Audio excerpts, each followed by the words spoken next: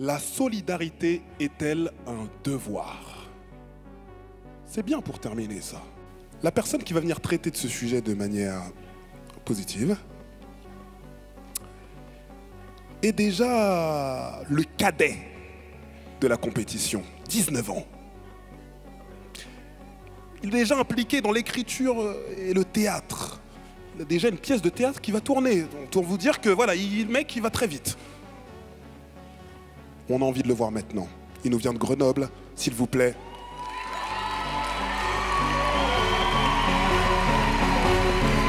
Du bruit pour Mathis Druel, s'il vous plaît.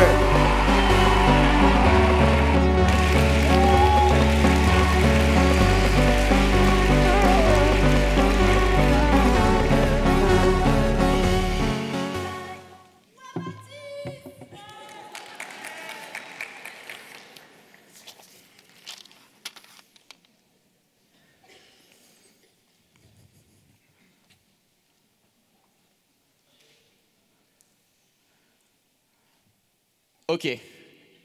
Eloquentia m'a demandé de faire un discours simple. Parce que j'ai à vous dire des choses simples. Parce que vous êtes trop... Ok. Simple, basique. Basique, ok. Vous n'avez pas le droit de ne pas aider quelqu'un qui se noie. Simple, on paye tous des impôts pour aider à vivre ceux qui ne le peuvent pas. Basique, on peut être condamné pour non-assistance à personne en danger. Simple, la solidarité est un devoir. Ouais, tout cela n'est qu'évidence. Basique.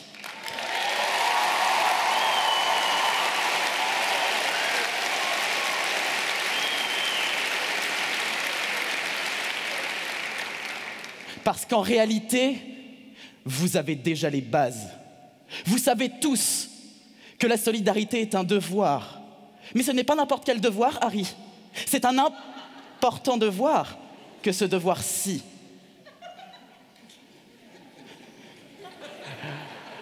Car franchement, personne n'oserait dire que la solidarité est un gros mot, que l'on n'oserait guère prononcer, de peur de regretter bougrement de s'être agrippé à ce grinçant devoir de solidarité. Parce que vous savez tous que si quelqu'un meurt ou se fait agresser devant vous, vous devez lui porter assistance. Aider son égal est un devoir légal. Et comme disait ma maman en rentrant de l'école, les devoirs, c'est important. Alors,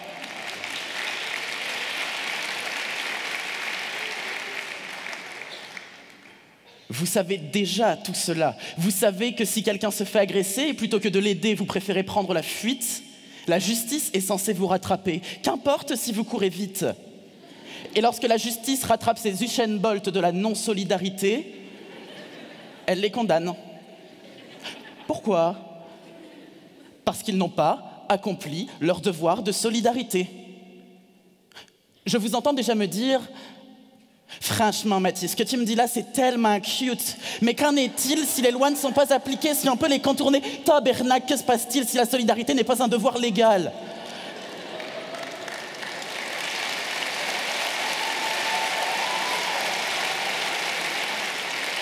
Alors, déjà, très bel accent québécois. Et ensuite, laissez-moi vous raconter une histoire. Nous sommes le 19 mai 2017. Nous sommes à Grenoble et nous suivons Camille. Camille rentre des cours accompagnée de son copain. Autour d'eux, tout va bien. Les rues dans lesquelles ils déambulent accueillent à bras ouverts le printemps. Alors il y a son copain, qui comme moi aujourd'hui est un petit peu fébrile. Il y a tous ces arbres qui comme moi sont complètement bourgeonnants. Et puis dans ces arbres, il y a des pinsons qui, comme moi, sont complètement gais.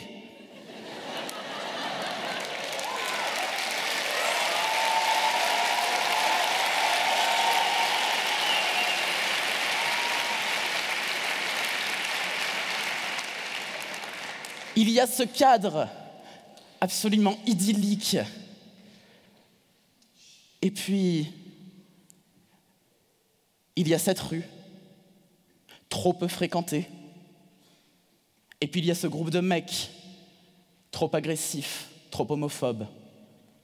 Et puis il y a Camille, jeune, homme, trop peu hétérosexuel, dont le seul crime consiste à tenir la main de celui qu'il aime. Et puis il y a ce passant, trop peu solidaire et qui préfère détourner le regard plutôt qu'appeler les secours. Et puis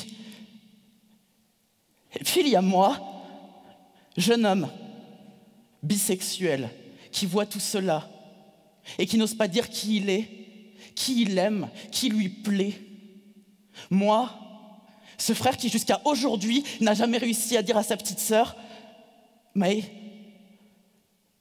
j'aime les filles et les garçons. » Moi, ce fils qui n'a jamais osé dire à son père « Papa, je sais que tu es là. Je suis bi. » Moi qui n'ai jamais osé et réussi à le dire publiquement jusqu'à aujourd'hui.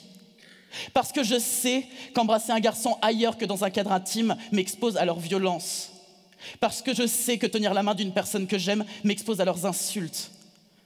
Parce que je sais que dire que je me sens tout chose à chaque fois que je vois Quentin monter sur scène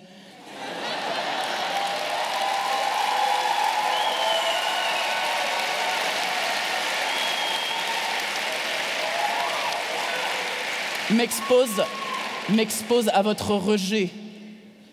En France, on estime qu'1 personne sur 10 est homosexuelle ou bisexuelle. Ce qui veut dire que statistiquement, vous avez tous un cousin gay. Et si vous n'avez pas de cousin gay, c'est que c'est toi le cousin gay.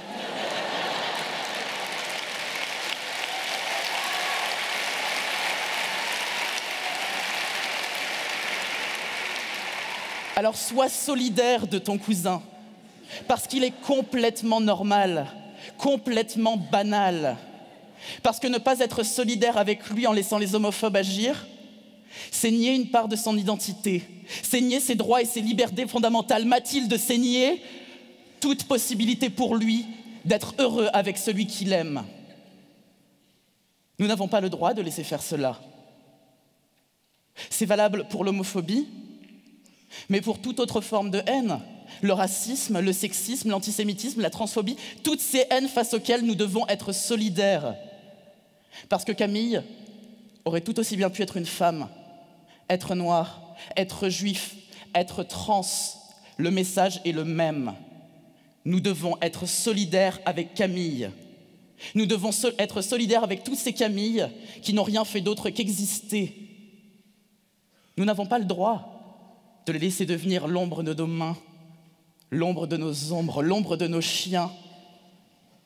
Que leur droit ne soit pas la chaise sur laquelle tu t'assois, ou moins que ça. Car oui, l'homophobie, le racisme et toutes ces haines sont des délits. C'est un devoir légal que d'être solidaire. Mais bien plus encore que ceci, tu n'as pas le droit de te la jouer solitaire lorsque quelqu'un est en danger. Lorsque quelqu'un se fait agresser, c'est ton devoir que de l'aider, de faire preuve de solidarité. Si tu n'es pas gay et que tu rames, que tu ne sais dans quoi t'embarquer pour assurer l'égalité de tous ces gays-alités par leur peur, je te donne une tâche à accomplir pour sortir de ta torpeur. Élève ta voix. Élève ta voix au quotidien, auprès de proches et auprès d'inconnus. Élève ta voix pour défendre ceux qui ne le peuvent pas. Élève ta voix afin que la honte change de camp.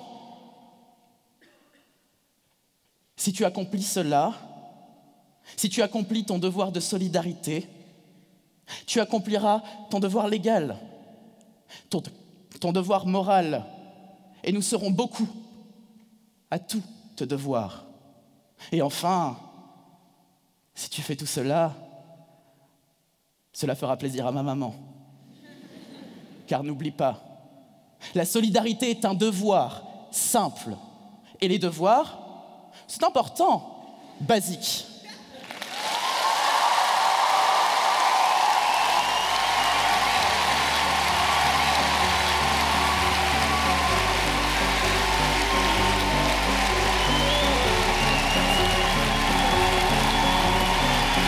Waouh!